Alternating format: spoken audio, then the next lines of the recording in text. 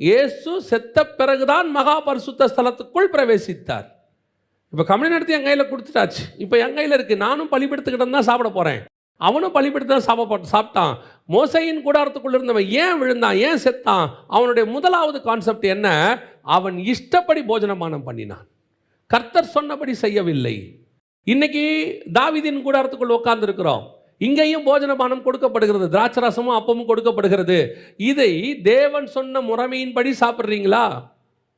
Communion கர்த்தர் சொன்னபடி எடுக்கிறீங்களா?